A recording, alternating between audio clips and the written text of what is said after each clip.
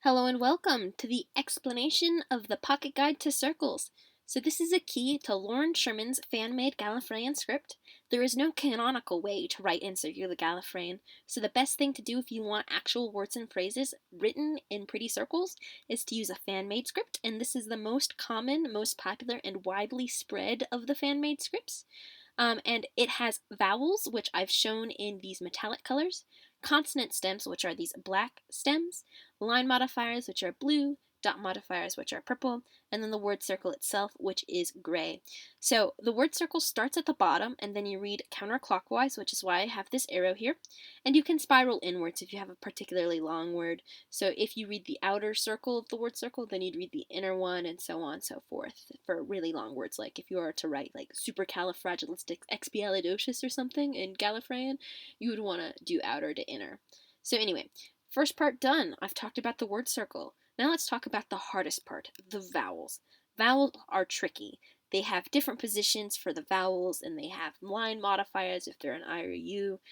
It's tricky. So anyway, they're noticeably smaller than the consonants, which again are these black circles, and they're read after the consonant if it's attached to one. So it's read after the consonant it's attached to. So if it's attached to a consonant, like here's the TH consonant stem, and there are vowels attached to it, you would read the TH and then these vowels.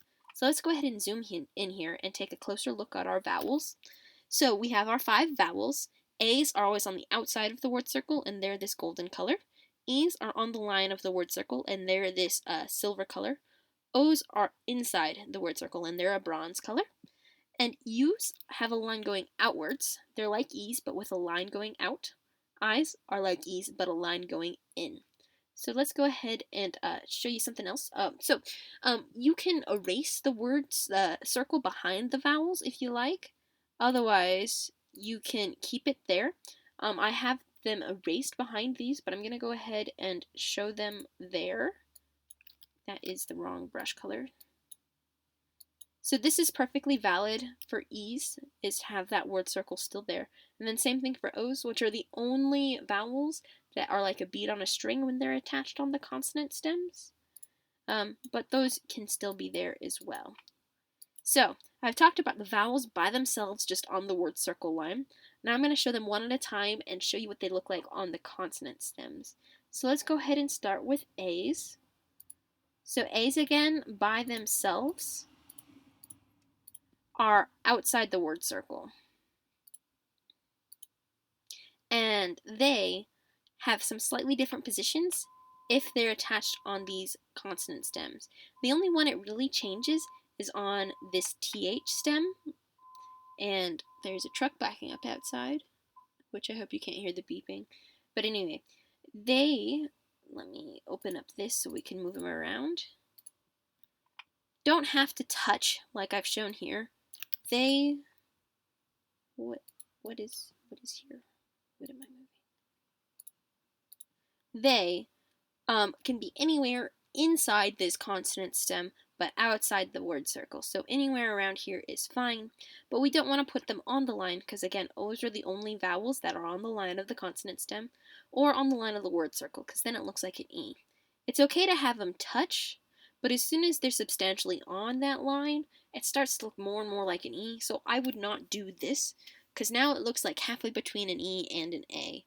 This is looking more like an E. In fact, I would read this as an E, and this is totally an E. So that's where A's go.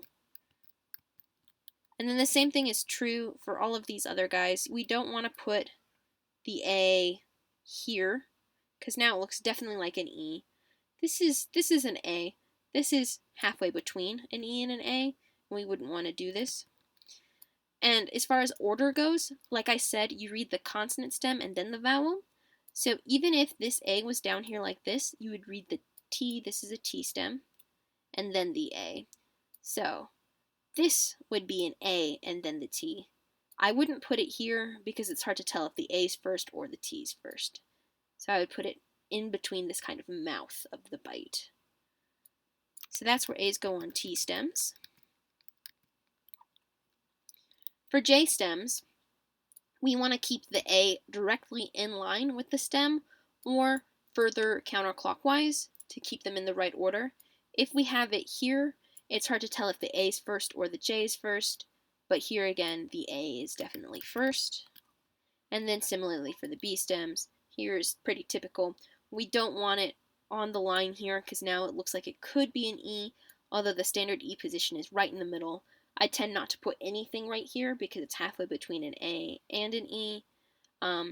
Here's about as far out as I put E's typically on this B stem, but again, A's typical position is outside the word circle right there. Okay, so those are A's. So now let's talk about E's. So again, E's are on the line of the word circle or inside the various consonant stems.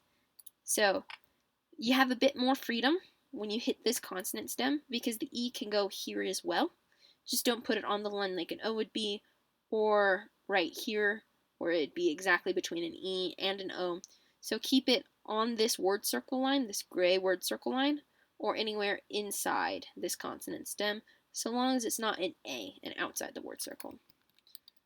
So on a T stem, same thing. We can put it around in here, but not outside. For a J stem, we have this whole middle space to play with. We can put it anywhere in here. And then same thing for B stem. We kind of talked about this with A's, but we don't want to put it here because now it's getting kind of between, and well, also it's kind of like an O because it's on the line of, anyway, but don't put it here because it's between an A and an E. We want to put it definitely where it's an E and not anything else if we're making an E. Okay, so that is the E stems. Let's talk about I's. So an I is like E, but with a line going towards the middle. And these lines, it matters where they start on this vowel. Like all line modifiers, they count where they end on a consonant stem or a vowel stem. So here we have the line that ends on it, so this is where it counts. And it could branch out any direction so long as it's towards the middle or going inside the word circle. If it starts to branch outwards anywhere, it would become like a U, which U's are like E but with a line going outwards. And again, this is like an E. We have to keep it in that E position that we talked about. They can't be O's, like beads on strings, or they can't be A's outside the word circle. They have to be like E's to start off. So last but not least, let's talk about O's. So O's are inside the word circle, or like a bead on a string on the consonant stems. So this O could go anywhere on this line, but we wouldn't want it here because this is like an E, and this is like an E-O, so don't put anything here, but it's perfectly fine to have them here or anywhere on that line. Same thing on T stems, on J stems, which we have the most flexibility on J stems because the whole stem is inside the word circle. So maybe on this one we wouldn't want to put it like right here because now it's like on the line of the word circle like an E would be, or it's on the line of the consonant stem, but we could scooch like the whole stem in and then put it there if we like. So yeah, and then B's are just like T's as far as where we can put the O's, which are anywhere like a bead on a string. So yeah, that's O's, and that is all the vowels. Let's go ahead and make them show up again. So you would never actually see this kind of a shape where we have the three dots in a line. This is all 5 vowels stacked right on top of each other, which you'd never have in a word unless you for some reason wanted to put 5 vowels all in a row. So this would never actually show up like this anytime you have a word. It would all just be those individual vowels like I showed just a little bit ago. So I'm going to go ahead and hide these vowels because we're going to be talking about consonants. Yay, everybody's favorite. So consonants are these black lines, and there are 4 different consonant stems. So we have the circle on the line consonant stem, this one, which can go anywhere so long as it is on that line. If it is inside, it becomes like a J stem, and if it is crossing, it is a TH stem. And they can be bigger or smaller, just so long as the vowels are still noticeably smaller than the TH stems, because THs can really look like E's if they get to be super small. Okay, so T stems are shallow divots, And you see how if I click this, the very middle of my circle shows up as a little X? That has to be on the line or outside the line. So this is a shallow divot because it's less than 50% complete of a circle. If it goes inside, then it becomes like a B stem, which is either inside the line or further inside the line is a B stem. But a T stem or a shallow divot is on the line or inside it. And I like to put mine right at the very edge of the line or centered in the middle of the line, especially if I have an E enclosed on it, because then I can have everything concentric and it looks nice. But anyway, the shallow divots are on the line of the word circle or inside it. And if your word circle line is like super thick or something, I generally scooch them more outwards because a T should never curve back in on itself like this B stem does. So those are the shapes of the stems. And now I'm going to talk about how to stack the stems. So you can put multiple letters on top of each other. So if we have this TH stem, you could put another letter right in the center of it by making an eccentric line. So if we wanted to make a double TH, the same letter is the same thickness. So let me go to my consonants. So there is an inner ring that looks about right. That looks better. Come on, let me move. Cool. Switch to my eraser. No, not quite right. It's a bit too thin.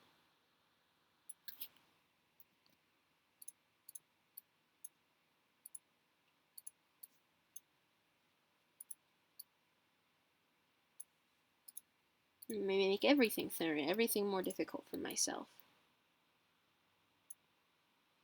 When I'm doing this digitally, I usually have a set line thickness and I just make them the same line thickness. But there we go. Okay, these two lines are now the same thickness. So this is a TH-TH, which of course you'd never see in real life, but it works out here. Let me make this T back into a T. Now it's a T. Okay, cool. TJB. Okay, let me make this B a bit thicker. Boom.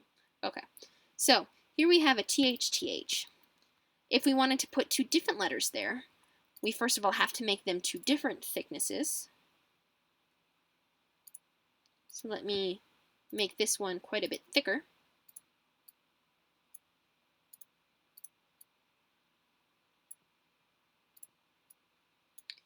And like this, I would be confused because you're telling me they're two different letters, but you're showing me that they're the same letter because they're both THs, because they have no differences in their modifiers.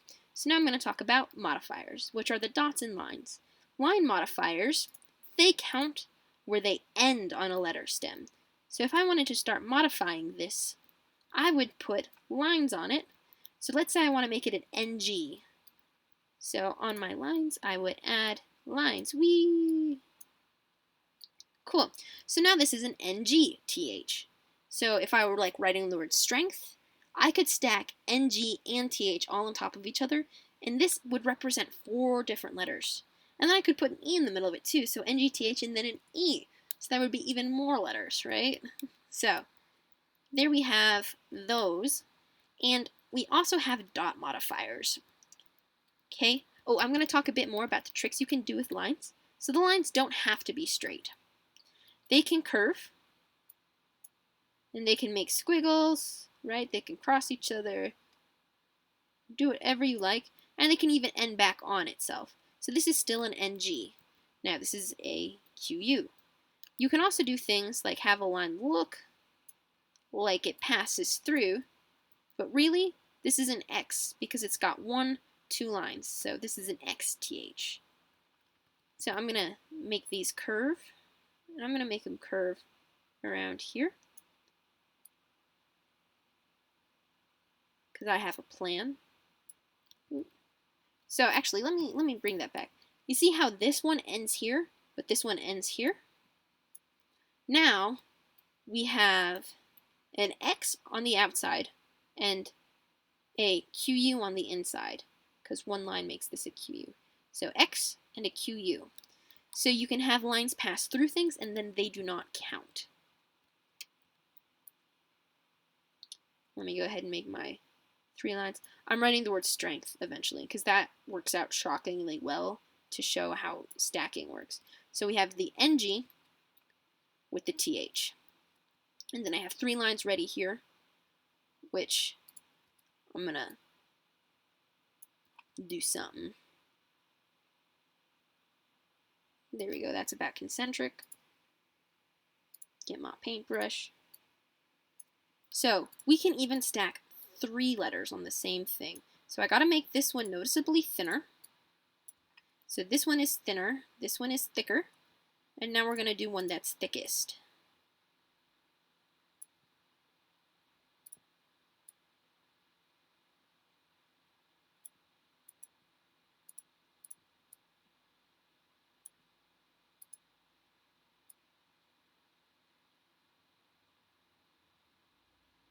Okay, cool. So now we have a triple stacked stem. And again, these lines aren't quite ending on it, so they don't count quite yet, but let's go ahead and fix that. So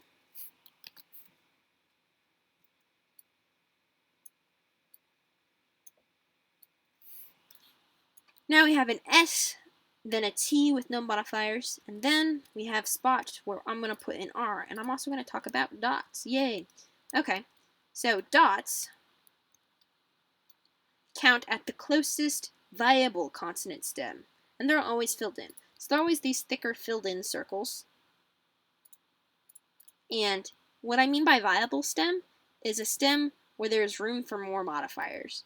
So this NG stem already has those 3 lines on it.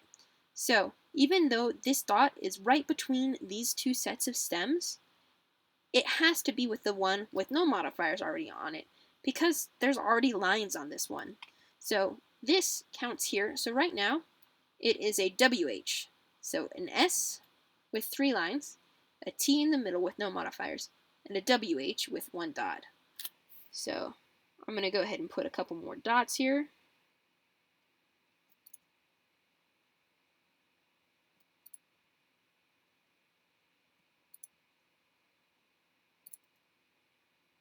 Cool. So even though this is a nice chain of dots here, it looks like just 6 dots all in a row, we have 3 dots here with this R, because R is a 3-dot letter, and then 3 dots here with this L.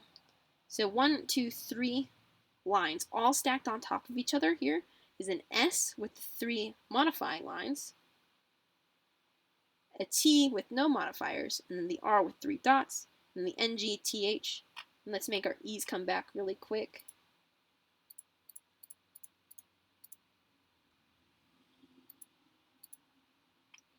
So here we have S, T, R, and then the E is always after, even though it's thinner than this, because you always put the consonants after, you always put the vowels after the consonants. S, T, R, E, and then the NG and THE. There's another E here. We don't need that other E, but it's there because I have my E's all in the same layer. But yeah, so that's 4 letters stacked on top of each other, and this is 5 letters stacked on top of each other. So you've got a lot of flexibility. Yeah, let's go ahead and hide my vowels because it's getting pretty crazy. So yeah, those are the dots and the line modifiers. And again, dots can be big, small, outside the consonant stem, inside the consonant stem. What matters is what they're attached to. Okay, so those are the main things about consonants. And I do want to talk about some special case consonants once I get things reset and push the back button a whole bunch. Okay, which are these 4-dot consonants. So if you have 4-dot consonants, that's because you're in some sort of a special case. So you use these guys only in proper nouns or other special cases because you're normally supposed to swap C to a K or CH or S or SH depending on the sound it makes.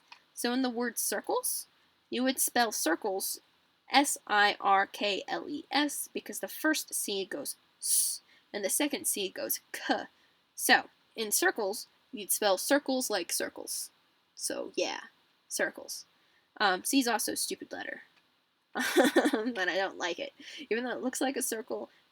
Anyway, But you do want to use it in proper nouns so that way you get the right name, because it does matter. Like if you're like Christy with a K or Christy with a C, you want to use the letter C if you're Special Christy with a C and you want to still be special or something. And then the Q, you'd normally always use this QU because why wouldn't you? And because it's more typical. But if you're doing like an acronym or something that you have to start it with just a Q without the Q U behind it, you would use just the letter Q. And then my last little note here is that using combined letters is optional. So using a PH character instead of a P and H character is totally your choice.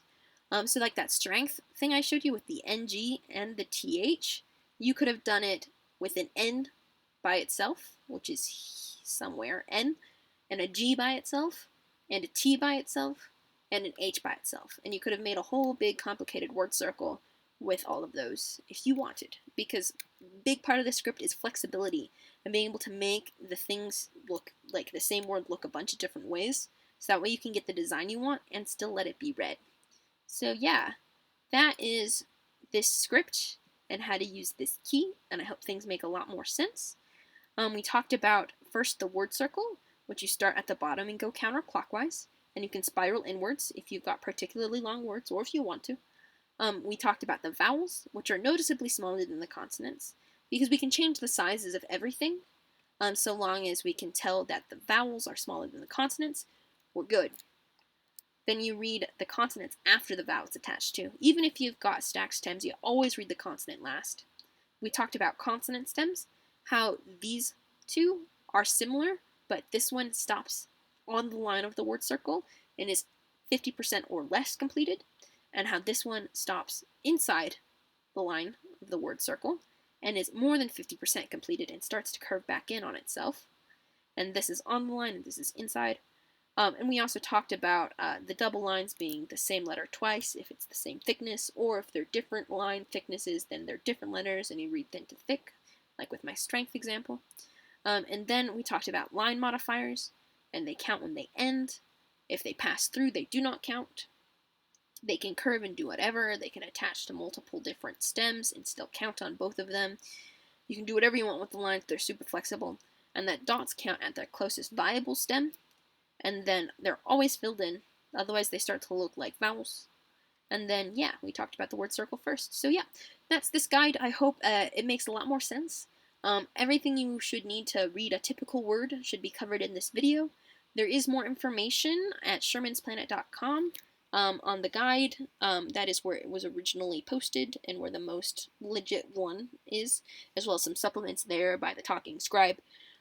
There's also rules for sentence structure and punctuation, which I'll get to in another video, but that's it for now. I hope you like this script and I hope it makes a bit more sense. Bye!